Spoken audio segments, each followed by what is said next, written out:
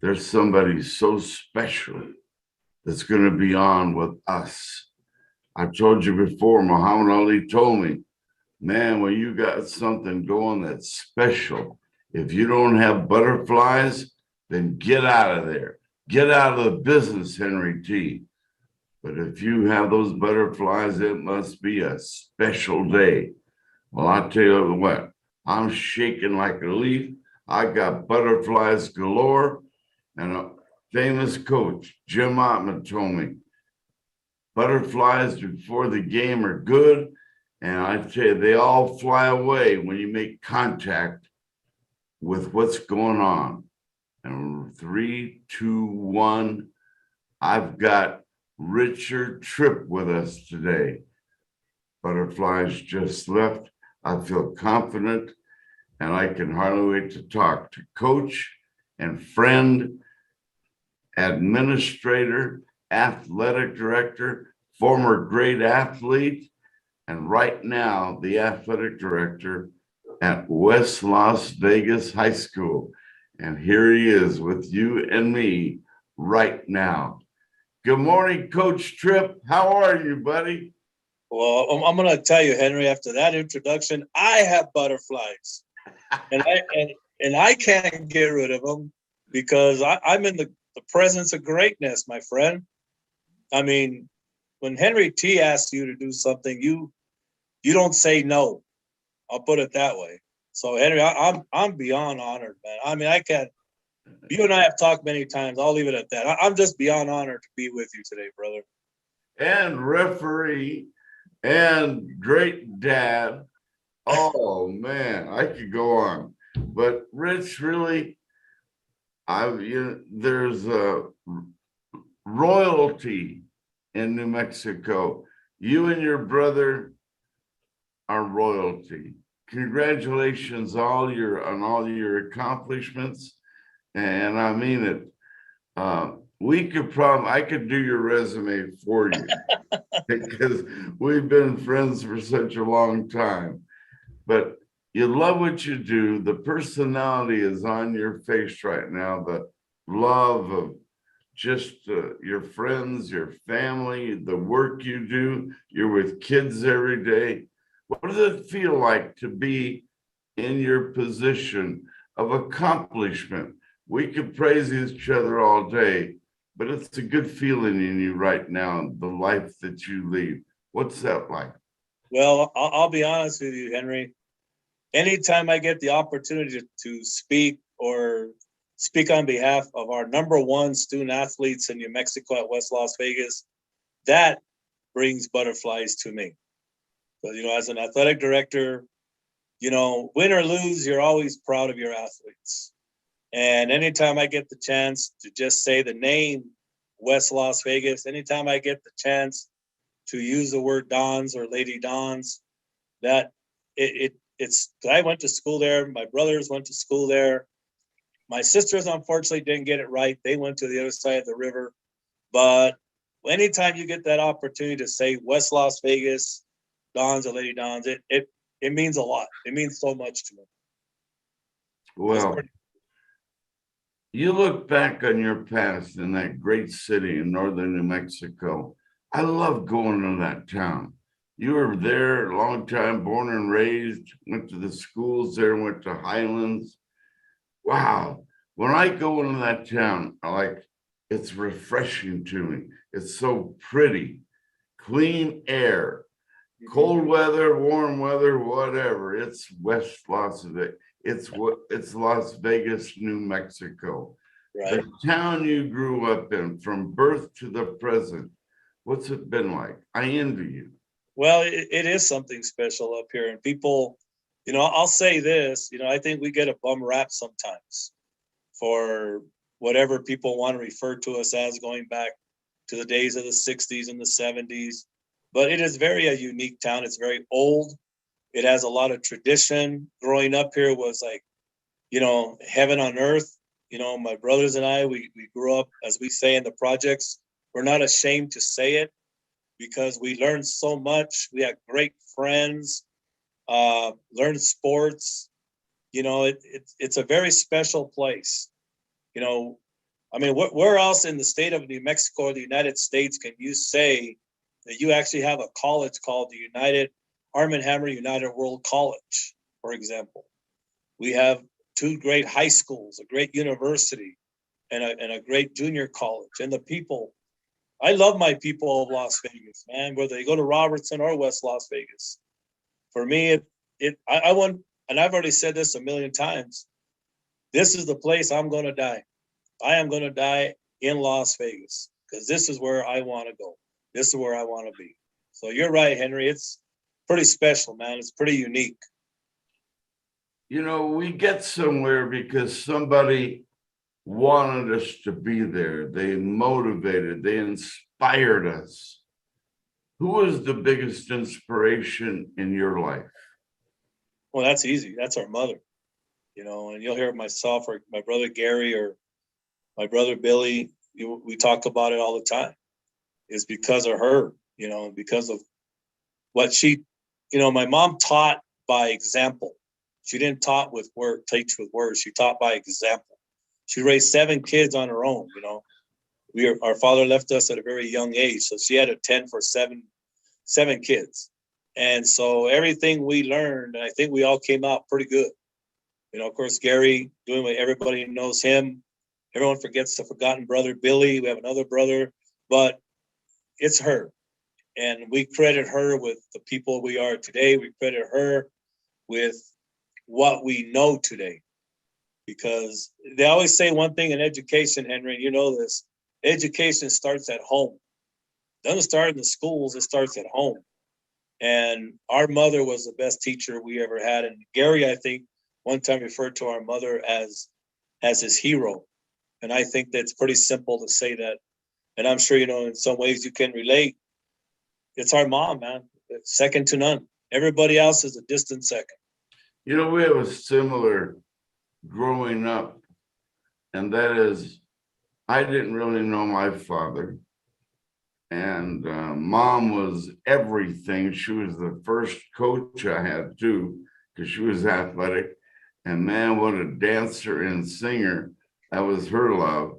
But she worked, and sometimes 2 jobs to take care of my sister and myself.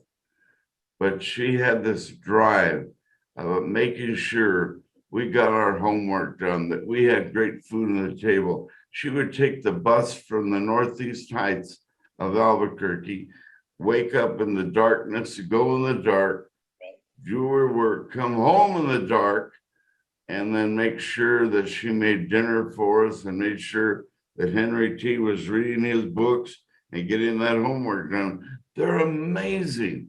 And the way they manage time, but that tough love was always there, but it was good for us. And then that great love. It was, yeah. It's one of those things. I believe it was the Arizona Cardinals head coach. Well, he's the Tampa Bay head coach now. Kind of said it best about coaching. Coach them hard, love them after. And I think that's the same thing with parenting and like both our mothers. Raising us wasn't easy, especially when you have all boys or whatever. But yeah, it was tough love. But she did, all mothers, and you and I have talked about this. Mothers are the glue. They're the foundation, at least in our eyes. So yeah, you're right. It was tough love, but at the end of the day, there was nothing like a mother's love, man. Oh man, your background of excelling in the classroom, athletics. I mean, you were on the straight and narrow from the beginning, and your siblings had the same feeling. So when you have all the siblings in the family on the same page, man, you're leaning on Gary and Billy and your sisters, and you don't have a chance to go the wrong way. Could that be accurate? You're pretty much right. It's reputations that you live up to. And we mentioned our brother Billy because Gary and I always talk about this, saying between the two, among all 3 of us, he was by far the better athlete. And him even took up like a little bit of a big brother father role after everything happened. He served in the military, went to the golf, all those things. was in the Guard for 25 years. So when you have a leader like that, an inspiration, you know, he kind of like, he taught us how to play catch. He taught us how to throw the ball type of thing. You know, so yeah, it was, you know, we look at it today, and to this day, 50 years later, people say he's the greatest punter in the history of West Las Vegas. That's tough to live up to. It's tough for me because I had Billy on one side, I had Gary on the other side, you know. But even with Gary, I was 2 years ahead of him, but yet I was always behind him. But you know, you have no choice. You mean you really have no choice in the matter, like you said. Get better. That's all. The other day, you just get better, man. You know, knowing you guys for a while, you're packed. You're surrounded by friends, loyal friends. They love you. How about friendships? Are they essential? Are they important to you and you're growing up to the present? You know, it's funny you say that. We were having a conversation about that during one of our morning coffee sessions at a great restaurant we go to. And it's amazing how we get older. We have basically fewer friends, but you have 1,000 friends because of those that you've inherited over the years. And you're right. Growing up, it was that you know, you just had that bond, if you will. You just had that bond of the Sandlot, for example, or some Bad News Bears type of feeling. Then as you get older, you have these certain friends around you that more relate to your lifestyle, what you're going through now, you know. And I think the friends that we grew up with and met throughout the years have also been inspirations to us, either for the negative or for the good, you know. And we hope we've been good friends to them as well. You know, I'm proud to say, you know, all my friends, I learned something from every single friend, Henry, good or bad. I learned something from every single friend that I carry with me today. You know, I should add, ladies and gentlemen, that Richard is one of our best sportscasters, one of our finest broadcasters in New Mexico. He's done it all. A longtime employee of ProView Networks. And man, when you hear him on the air, he's in the game and he's just describing the game like Shakespeare would write a script. You see it, you feel it because he's emotional. He was a great player, athlete, because he put his emotions into the game. And you can, when you listen to Richard on the air, you can see the game. You can do this, and the game is right there. Wow. Well, he's versatile. He's one of the most versatile people our state knows right now. I love you as a broadcaster, buddy. Well, and man, yeah. I mean, I don't know if people can see, but it's a little bluffy right now. But anyway, no, wow. I'll tell you what, Henry, coming from you, that's about as high a praise as a person can get. Because I've told you this before. I grew up watching you and listening to you when you were the voice of the Lobos. And we used to watch those games on tape delay at 10:30. And you were part of the reason why we did that. You're a trailblazer. I've told you this many times. You're a trailblazer for a lot of us who went into the field. Because some of us don't forget those that, you know, we always say this, even as the athletic director at West Las Vegas, one of the things you can never forget who came before you, who set the trail for you. And you're one of those guys and broadcasting, especially among the Hispanic population. People look at my name and say, Tripp, how can you be Hispanic? Well, my mother's 100% Hispanic. So we consider ourselves Hispanic. And when we had people like you who were leading the charge back in those days, when you were the voice of the Lobos, I know you went down to New Mexico State. And I always say this to you every time I see you.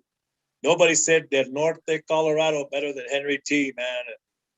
All I got to do is say thank you for being that trailblazer for us, people like me who are in the business today. You know, my father-in-law, who was a sportscaster in Santa Fe for 20 some odd years, Al Garcia, you know, and those are the people. You're the reason why I think we do what we do today, bro. So a thumbs up to you. Thank you. Well, I love my work, and I'll never retire from the work that I love.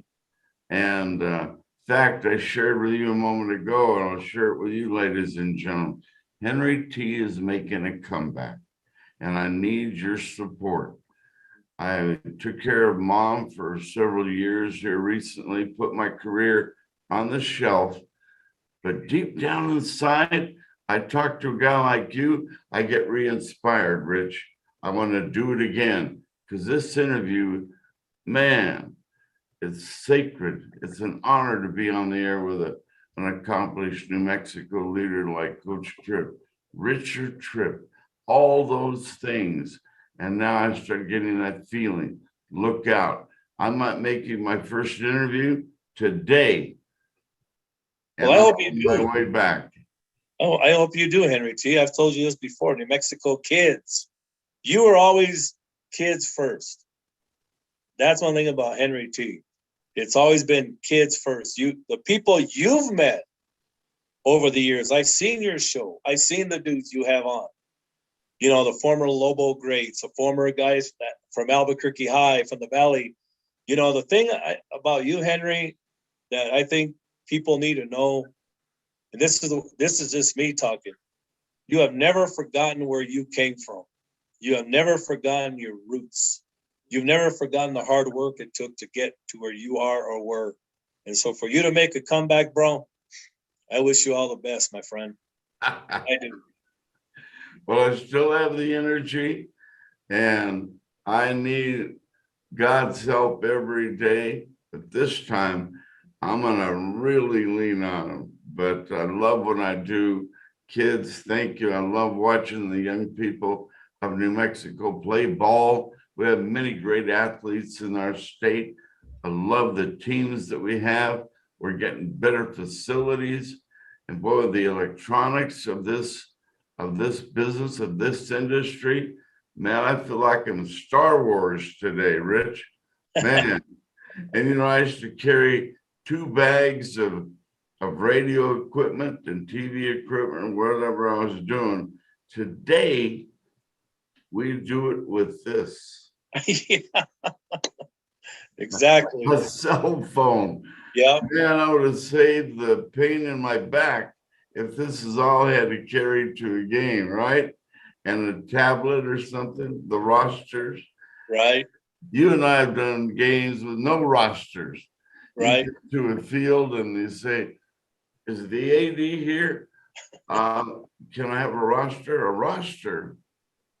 What is a roster? Today, if I were at your field, if I'm in your gym, you're bringing me 2 attaches filled with roster information and stats because you're one of those special ADs. You, the people who come to work for you, are well taken care of. Thank you, Richard Tripp. Well, thank you. You know, but that a little bit of that is, you're right, by the way. I mean, because of where we've been there. And there's nothing worse than walking into a gym and you're asking for this, asking for that. And so I make it a point, if a radio station or somebody calls and says, hey man, we're going to be down there to broadcast. Okay, fine. I'll make sure they do have rosters, maybe throw some water their way, put it on the table for them, get it all set. Because like you said, you know, we remember those days and we show up. Even today, when I do games at ProView, I have a ritual where I have a Gatorade and a Snickers bar always with me. But yeah, you know, so we know what it's like to walk into a gym or a football stadium. So when they tell me they're coming to West Las Vegas, we'll do our very best to take care of announcers, broadcasters, because we understand what it's like. Wow. God bless them too, man. See how versatile he is. I go in any direction here. And now I want to go being a father. What's that like for you? I got a son who's 34 now. I didn't realize that. I thought he was still 21, but he told me, no, Dad, sorry. Yeah, you know, Mikey, we call him, and like everything else, he's been a blessing. You know, he's graduated back in 2005, co-valedictorian of his class here at West Las Vegas. he just chose to say college ain't for me, Dad. But being a father and then now being like a step grandfather, being a father is, to me, has always been nothing but the best. I always wanted to be that. We mess up as parents from time to time. We don't always set the right examples, but I wanted to make sure that I did. I wanted to make sure he learned how to do, and I think, he has how to do the small things and being a human being. I always taught him, you know what? I don't care what you do in life. Your choices are your choices, but the only thing I do ask is that you be a productive citizen and you be a respectful citizen. That's it. Period. Go do whatever it is you got to do. Just be productive in what you do. And just go out in the way you were raised, to be humble, to be respectful, always shake somebody's hands, always love your grandparents, because we lost my wife now going on 8 years ago. He was already 20 something, but everything we taught him, I said, never forget what your mother always taught you as well. Take that with you. So yeah. And now, being like a grandfather, to a little guy called Little Dude or Jeremiah, even though he's not mine by blood, but to me, he's mine. And anything I can do to help that little boy to make him a better person, I'm going to do, because I feel I have something to offer. And I hope it's the right thing that I do offer. So thanks for asking that question, Henrietta. Yeah, it's something pretty special, man. Amen. And was that too private? No.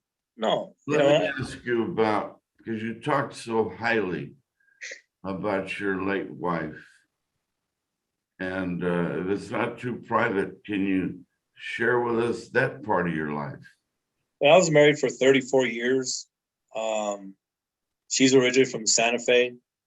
Came to Highlands. I always wanted to date a cheerleader, and I never got the chance. And lo and behold, she ended up being a cheerleader at Highlands University when we met. So hey, I finally got my cheerleader, Yeah, she was a cheerleader at Highlands. Married 34 years. August 11th, 2013, just lost her, and didn't wake up, and it's been, it's been rough. It's been rough. She was a good lady. Used to be the cheer coach over at West Las Vegas for a long time. I converted her from a St. Catherine's Thunderbird at Santa Fe to a West Las Vegas Dawn. My wife was pretty unique. I'll put it that way. I'll just leave it at that. For 34 years, it's been rough. It's been rough, but it was a good run, as we say. God bless you, Richard. One of the people I admire and that high regard is your brother, Gary.